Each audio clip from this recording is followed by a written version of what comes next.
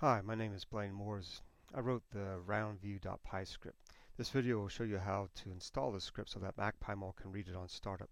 If you have the PyMOL X11 hybrid version on your Mac, follow instructions for installing the script on Linux. I assume that you've downloaded the roundview.py script from the EasyPyMOL GitHub website. If you've not done so, view the video on downloading this script. The plugin manager is not available on MacPyMOL. Instead, we'll have MacPyMOL read the script from a subfolder. The roundview command will always be available whenever you run MacPyMOL. The subfolder will be outside of MacPyMOL, so that it will not be deleted if you delete MacPyMOL.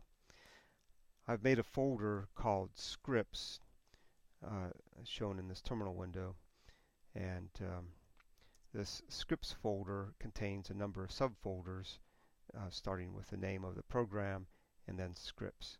So I have a subfolder called PyMOL scripts. So in this folder called PyMOL scripts, I have a number of scripts, including the roundview.py script. So use the move command to move roundview.py to something like to a similar or identical subfolder on your computer.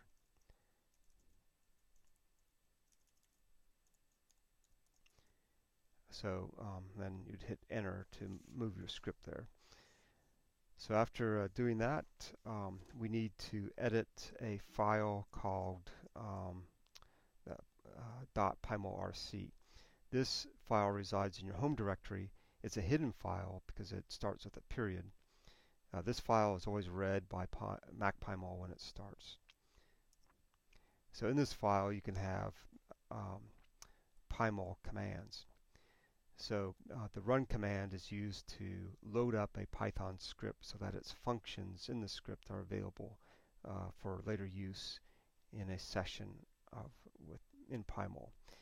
Then on the second line, I've included the background underscore color command, and I've set that to gray 90.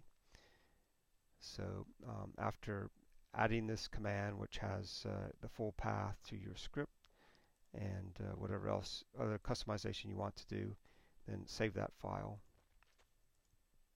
And now start up MacPyMOL. So you can see we have the background set to gray, and we see in the command history window that this run command has been issued. So this means that if we type roundview, we're going to get that's the one function that resides in this file. We're going to get back these settings. So that's for the screen without a molecule present. Let's fetch a molecule from the protein data bank. We'll fetch T4 lysozyme, the wild type T4 lysozyme at atomic resolution with the async command. Now instead of hitting return, we can add a semicolon and add some more commands like as cartoon. So we're going to load this up as a cartoon, and then we're going to orient it so it's along the horizontal axis. And then we're going to issue the roundview command.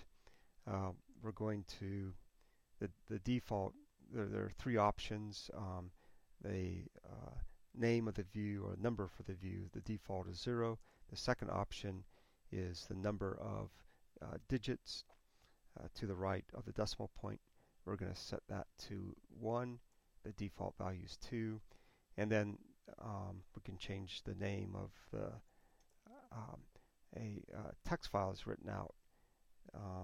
So we'll call this T4L for T4 lysozyme view.text. And so the same settings that we have returned to the command history window will be written to this text file. So as you can see, we have 1, 2, 3, 4 commands written on the command line. So traditionally these 4 commands would be entered separately, but you don't have to do that. So all 4 commands have been issued. There's obviously room for 12, or depending on the width of your screen, potentially up to 20 or more commands on a single line. This is what I call a horizontal script. I wrote this roundview script to make these more compact settings. So you can see that all of the settings returned have just one digit to the right of the decimal point. So to change that, we could issue the command with that second option set to 3, and we'll get back settings that have, 3 digits to the right of the decimal point. Okay, so to learn more about this script, you would type help roundview